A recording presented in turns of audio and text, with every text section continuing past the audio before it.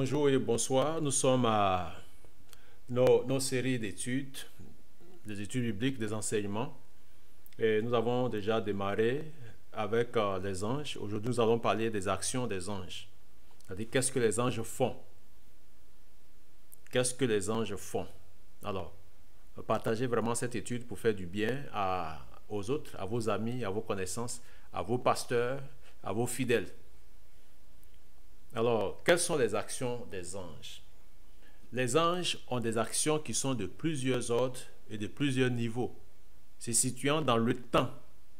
Voici pourquoi on parle des actions des anges en protologie, c'est-à-dire dans le passé. La protologie, en fait, est une science qui se penche sur les dispensations passées. Voici donc quelques actions passées des anges. Les anges ont promulgué la loi. C'est ce que les textes bibliques nous disent. Les anges ont promulgué. Donc, c'est une action passée. Selon Galates, le chapitre 3, le verset 19. C'est un fait passé d'une importance capitale. Les anges étaient présents dans la tombe vide de Jésus. Donc, ils étaient présents. Quand je parle du passé, c'est par rapport à notre temps, par rapport à l'ère de l'Église et surtout par rapport au 21e siècle, le siècle dans lequel nous nous trouvons. Donc, les anges étaient présents dans la tombe vide de Jésus, selon Jean, le chapitre 20, verset 12. C'est une action passée également. Les anges ont été les premiers à annoncer que Jésus est ressuscité. Les premiers à annoncer que Jésus est ressuscité. Lisez Luc le chapitre 24, le verset 23. C'est également du passé. Donc voici quelques actions protologiques parlant du passé, de prontos et de logia, ce qui est passé. Nous avons maintenant les actions de fait, c'est-à-dire maintenant. Les anges préviennent.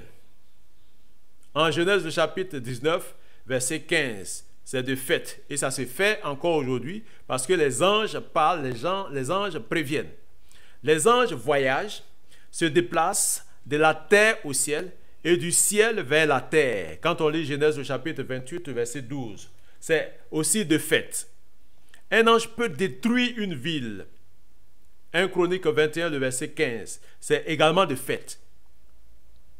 Un ange peut exterminer des personnes ciblées. 2 Chroniques 32, le verset 21, c'est également de fait. C'est-à-dire, c'est des actions que des anges posent jusqu'au jour d'aujourd'hui. Ce sont des actions de fait, maintenant. Un ange peut intercéder pour un homme, lui annoncer la voie à suivre et le délivrer. Selon Job, le chapitre 33, le verset 23. C'est de fait. Un ange peut délivrer les serviteurs de Dieu qui ont confiance en Dieu. Daniel 3, le verset 28. C'est de fait. Ça se produit aujourd'hui. Beaucoup de serviteurs de Dieu, beaucoup d'enfants de Dieu ont été délivrés par l'action des anges. Un ange peut neutraliser un animal féroce et le rendre inoffensif pour les serviteurs de Dieu. Selon Daniel, le chapitre 6, verset 22. C'est de fait. Un ange peut ordonner à un autre ange une action. Quand on lit en Zacharie, le chapitre 2, le verset 3, c'est de fait. Les anges reçoivent l'ordre de garder les enfants de Dieu de toutes les voies. Psaume 91, verset 11, Luc 4, le verset 11, c'est de fait. Les anges doivent bénir l'Éternel, selon le psaume 103, le verset 20. C'est une tâche et c'est une mission de fait. Les anges doivent louer Dieu, selon le psaume 148, verset 2, Luc 2, le verset 13. C'est une tâche des anges, c'est une mission de fait. Les anges des petits voient constamment la face de Dieu. Matthieu 18, le verset 10. C'est une constance et c'est d'actualité. Les anges servent Jésus. Matthieu 4, verset 11. Marc 1, le verset 13. C'est permanent et c'est une permanence. Les anges continuent de servir le Seigneur. Alléluia. Les anges sont dans la joie quand il y a une conversion. Un seul pécheur qui se détourne de sa mauvaise voie et qui croit en Christ. Selon Luc, le chapitre 15, le verset 10. Ça, c'est quotidien et de fait. Quotidien parce que chaque jour, il y a de nombreuses personnes qui se tournent du péché, qui se détournent de leur mauvaise voie pour venir au Christ. Voici pourquoi c'est de fait. Les anges annoncent de bonnes nouvelles. C'est quotidien et c'est actuel. Plusieurs ont reçu des nouvelles que les anges leur ont communiquées. Parce que les anges annoncent ces nouvelles. Des nouvelles de délivrance, des nouvelles de guérison, des nouvelles de restauration, des nouvelles par rapport à l'avenir. Les anges transportent les croyants dans l'au-delà. Ça aussi, c'est de fait. Selon Luc, le chapitre 16, le verset 22. La Bible nous dit que quand Lazare était mort, il fut transporté. Transporté. Donc, quand un croyant en Christ meurt ou il décède, il est transporté par les anges. C'est les anges qui transportent les croyants en Christ. Ceux qui n'ont pas cru en Christ, leur transport, il y a un point d'interrogation là-dessus. Un ange peut apparaître à un serviteur de Dieu. C'est également de fait, selon Actes le chapitre 27, le verset 23. Parce que l'ange était apparu à l'apôtre Paul pour le rassurer par rapport au naufrage qui allait avoir lieu. Les anges observent les serviteurs de Dieu. C'est quotidien et c'est de fait. C'est-à-dire que chaque jour que Dieu fait, selon 1 Corinthiens, le chapitre 4, le verset 9, les anges observent ceux qui servent le Seigneur. Les anges nous regardent. Et je crois que chacun de nous doit faire attention. Je parle aux serviteurs de Dieu. De sorte à veiller sur les actes que nous posons et le comportement que nous avons chaque jour. Les anges nous observent. C'est de fait. Les anges eux-mêmes désirent plonger leur regard dans les mystères dispensés. Les mystères au sujet du salut. Les mystères au sujet de la révélation. C'est une aspiration quotidienne que les anges ont. Ils désirent plonger leur regard. Voici pourquoi on parle des actions de fête, c'est-à-dire maintenant, selon 1 Pierre 1, le verset 12. Un ange peut apparaître en songe pour transmettre un message. Selon Matthieu 2, 13 et 19, Acte 10, le verset 3, c'est de fait. Les anges de Dieu doivent adorer Jésus-Christ. Un véritable ange de Dieu adore Jésus-Christ, selon Hébreux, le chapitre 1, le verset 6. C'est un devoir absolu et de fait quotidien. La manifestation ainsi que la présence d'un ange peut provoquer un tremblement de terre et ça peut se faire. Encore aujourd'hui, ça se fait. C'est une action de fait. Selon Matthieu le chapitre 28, le verset 2. À la résurrection de Jésus, bien sûr. Un ange peut transmettre un message. Selon Luc 2, le verset 9, Acte 8, le verset 26. C'est de fait et c'est réel. Les anges transmettent des messages. Un ange peut venir fortifier un serviteur de Dieu. Luc 22, le verset 43. C'est de fait. C'était le cas ou l'exemple du Seigneur lorsqu'il était à Gethsémani.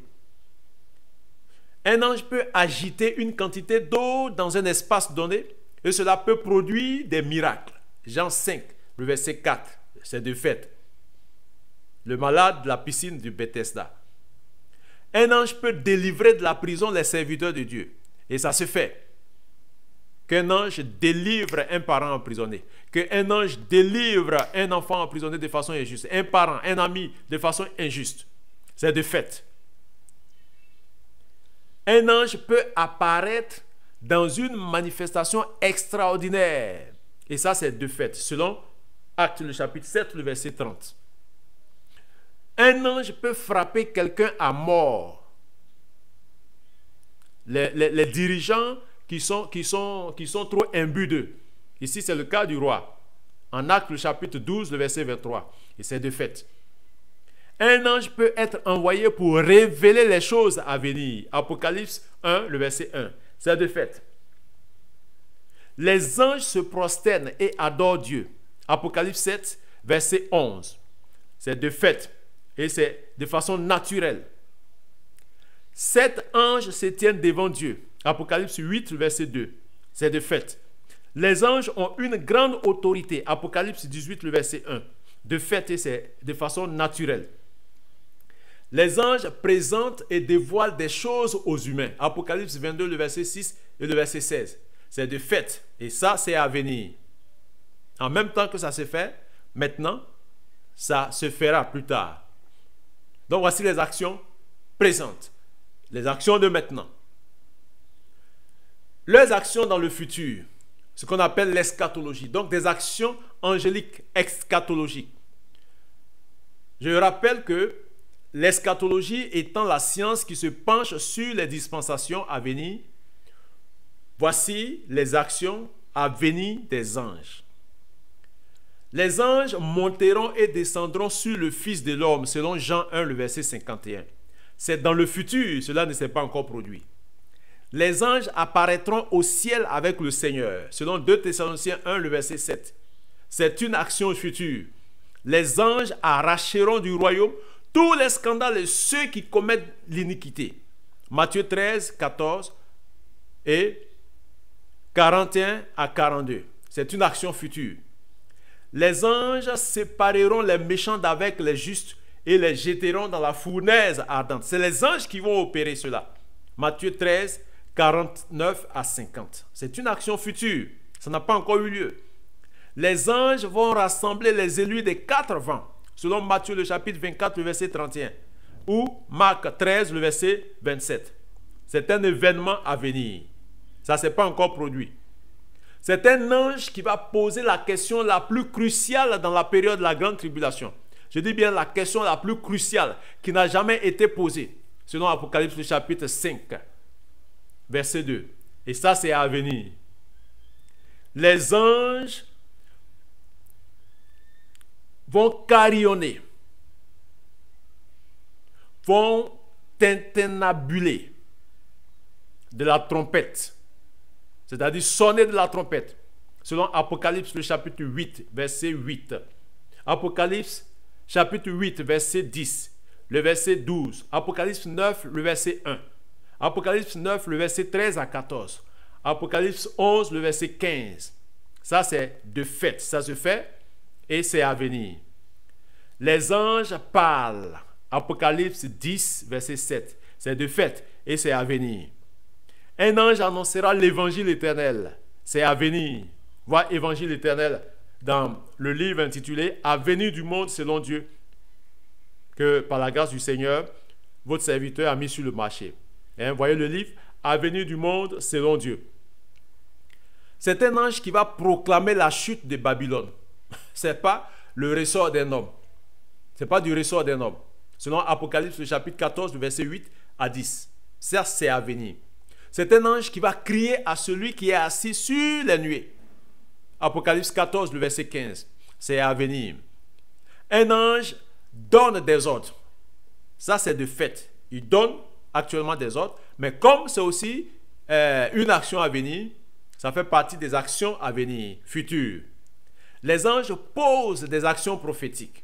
Bien sûr, c'est de fait et c'est à venir, selon Apocalypse 18, le verset 21. Les anges donneront le ton pour des rassemblements bientôt. Apocalypse 19, verset 17. C'est de fait et c'est à venir. Les anges montrent et indiquent des choses aux humains. Apocalypse 22, verset 6 et le verset 16. C'est de fait, ça se fait encore aujourd'hui et ça va se faire plus tard. 4 anges ont reçu le pouvoir de faire du mal à la terre et à la mer dans la période de la grande tribulation, selon Apocalypse le chapitre 7, le verset 2. C'est à venir.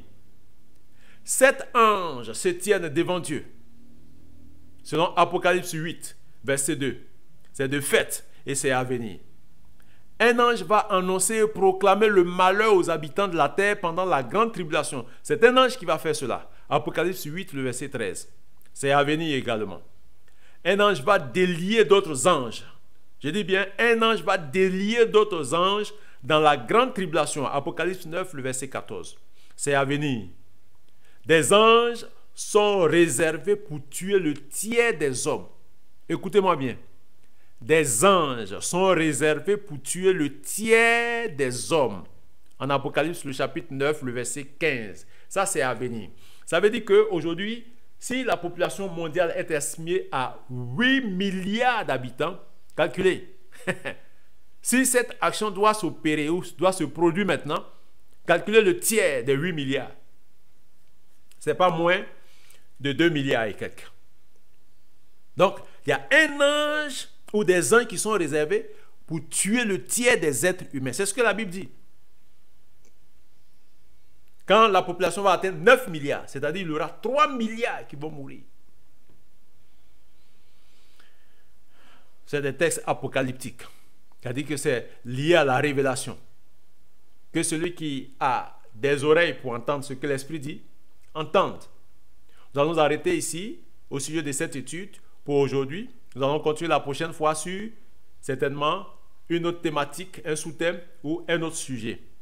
Que le Seigneur vous bénisse, mais je vous invite à vous procurer effectivement ce livre intitulé « Les anges et les géants » de Genèse, le chapitre 6. Que le Seigneur vous bénisse.